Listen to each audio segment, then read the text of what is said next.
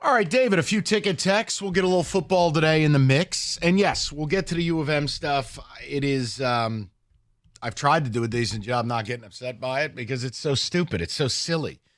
Both your idiocy and cheating, your conspiracy theories, and really where we're at now. Well, don't expect any news for the next 24 to 48 hours. I'm sorry. Are you just going to wait till the opening coin toss to do something? Injunctions, dossiers. It's like, dude, it's football. Okay? Like, this is outer space. We're reaching my pillow levels here. David, what do you have? Definitely feel better after this weekend. The team that embarrassed us thoroughly, Baltimore, also embarrassed Seattle, team that beat us just barely. So I feel better after. You know this what? weekend. I'm not mad at that. This is why we asked the question. Yeah. I think the Ravens might be the most impressive team based on top 5-0, top 5D, rock solid special teams. Basically, if they get the ball to the 40, Justin Tucker's got 3 points, and Lamar is showing a different side here the last few weeks. I'm not mad at that opinion. I love what I saw over the weekend. It's an any given Sunday type of scenario for me, but I do believe by not trading for a defensive end, that was a mistake, so I am worried after the weekend. Any of you guys put off by the deal Montez Sweat got? I just wondered. No. Like 4-year, $100 million. Yeah, 4 at 98, keep the change. Why wouldn't you just make it 4 at 100 at that point? Doesn't it just look better in the paper? It does. Keep the change. Here's some wham, little walk around money. Here's Montez. an extra $2 million. Here's an extra 2. Yes, Detroit isn't elite, but no team is really elite. Some teams have elite aspects. I think they could surprise some people. I'm not worried, David, in New Baltimore. I think every team's got a distinct weakness, except the Ravens. Ravens might be the most complete team. Uh-oh, here comes the slander. Hey, by the way, did you enjoy your buddy driving a tractor all weekend? You didn't see that? No. Your boy Rat Purdy was back at ISU for homecoming, and he worked on his fiance's farm all week. That's because he's a fine. They had that little farmer McDonald. Well, he's got to. That'll be his career soon enough. He's a fine, upstanding man, Mike. He's helping out. Kenny, he was working the combine. And this upsets you. Is that what they call it these days? Oh, boy.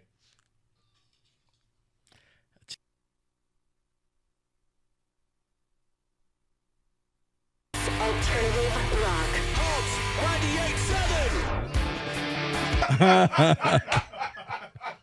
Oh, boy. I haven't got healthy. We get healthy with this bye week, get Montgomery back. Only thing I would like to see us do is some more screens, some end arounds, some reverses on second down, not on third down, and be desperate. And our defense just got to step it up. And you know what? They're still holding Hutchinson on each play. The league and the referees got to start calling that. So long as some other guys step up, we don't turn the ball over, force some turnovers, we're going to be all right because we dangerous at our house. Yeah, but here's the thing, Nope. Dave. They hold – everybody gets held. So it's not just an Aiden Hutchinson thing. They pretty much hold them all. So and Man, as it's his own. Aiden stays in the league, he'll start getting that call a little bit more. But, Definitely. yeah, right now he's Yeah, not. him being he's not going to get that. But like I said, as long as we don't turn the ball over, create turnovers, we're going to be all right. In our house, nobody wants to play us at home. No, Can you I imagine think how loud that's going to be I mean, if we host the playoff I game think at there's home? two I was teams. about to say, but Dave, I think Seattle is saying we'll play you there. Yeah, and they won't. That was win. they won't win. We'll beat Seattle the second time around because And another thing, y'all. Aaron Glenn will never come out with that defensive game plan again. Remember that game? It was passive. They laid back. They've been way more aggressive since that game. The results have been better, Baltimore side. But come on, have a little faith. There are two teams in football, I think, that need home field more than anybody else. It'd be the Lions and it'd be the Dolphins. Right. The Dolphins are not going to Kansas City, Baltimore, or Cincinnati in January winning the game. No, I'm just saying Seattle 2 years in a row. Well, do me a favor. David, go on NFL.com. I'm getting him one of those DK Metcalf throwbacks that Burleson was in yesterday. Yes. I've had enough. Oh, no, I'm taking you up on Merry that. Christmas. Thank you. Because I can't stand anymore. I'm doing a show with Brock Heward over here. It's Seattle radio. F them. I'm sorry. Are the facts getting in the way of your story? Man, don't look at me like my name's Santa. Oh, no.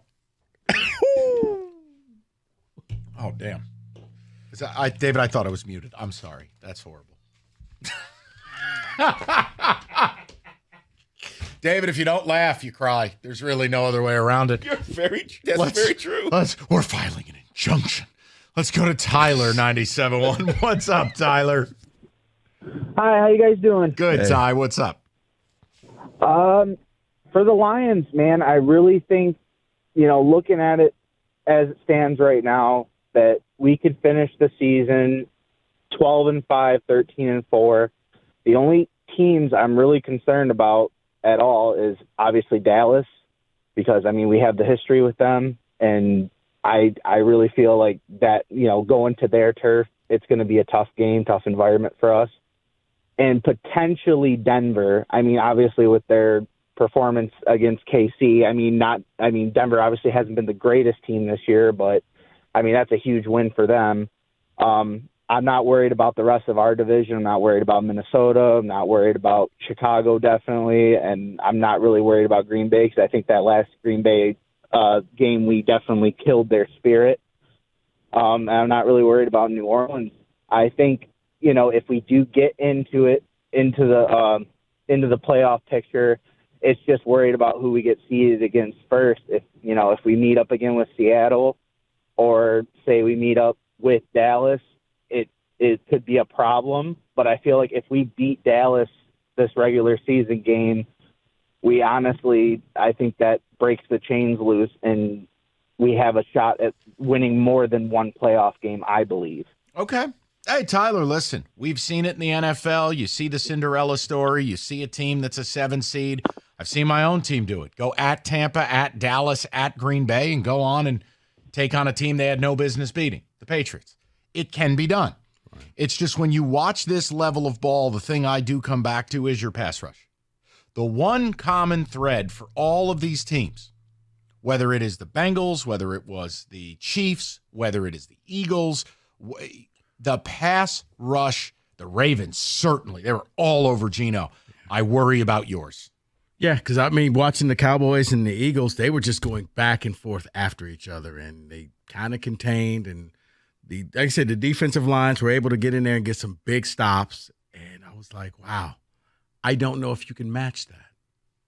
No, and before you call up and go, but they had 6 sacks against the Raiders. I think 4 of them were from defensive backs and linebackers. And we're talking about a base 4 rush here, guys. And honestly, and I'm thinking too, I probably feel this way because you beat the Raiders, but you played a C-level game and you beat the Raiders. You made a lot of mistakes. I think that getting to the bye week's key. I'm with you. I'm not telling you it was impressive. I want to see them come out. I'm with you. It's time for an A game. Go out to L.A. and let's play ball. It's going to be the Chargers on a short week. They got to fly back. Right. Go play. There'll be no home field advantage. Justin Herbert with a broken non-throwing thumb or something, finger. Yeah. I don't care. No. So I'm saying this is one of those games where, you go out there and you take advantage of it. But it'll be a good litmus test. If you don't get pressure on Herbert, he will pick you apart. So I still think they're good, but I do think yesterday was a little bit of kind of a reset where you go, all right, all day, every day part, premium game, and you go, I just wonder if we're really ready for that. Like going to Philly. I don't know. They don't lose, man. Sirianni's got a horseshoe up his ass. It is unbelievable. They don't lose. Ever. They tried. Dallas starts on the 1 foot line and the first play pass interference at the 50. Right. Joe, 97.1. What's up, Joe? How you doing, buddy? Yeah, how y'all doing? Good. Look, I think the Lions probably going to win the conference championship. I don't think they're going to go any further than that. I think the problem is, like we all say, the elephant in the room is the pass rush, help for Aiden Hutchinson. And I still have some doubt about the wide receiving core. We only really got one good receiver, and that's St. Brown. And so it's going to be tough. I just don't feel that we are ready this year. I think that maybe by next year we can go for the Super Bowl. And you know what's interesting about it is watching games yesterday, and I hate doing this because his ego's already out of control. It brings me back to what TJ said on the air here a couple days before the trade deadline. Oh, yeah. And if they don't make a trade, they're settling. that they're happy winning the division, that they feel like they're a year away. And now that the dust is settled, the emotion has faded, it makes you return to that point where you go, you know what? Maybe that's what they believe in their heart, that they're a year away. I still don't get the wisdom in it. Year away from what? Yeah, because I'm watching the game, and if the pass rush does not work well against the Cowboys, the tight end just came from nowhere. Like, this dude is just lighting up the Eagles. He's open on every play. So much so on the fourth down play, I was like, why did you throw to this receiver? Like, I'm just watching him like, you're just going to, nope, they didn't. But, yeah, that's been a problem for the Lions, is covering the tight ends, and that pass rush better get better. We'll get to the people. We'll get a football today in the mix as well. We're going to talk a little bit about U of M. Just look, by Friday, where is this thing going to be at? And there's also something weird going on, not necessarily with you guys, but it's not without you. This CMU thing. Rico's got an update for you on that. That's pretty wild to me.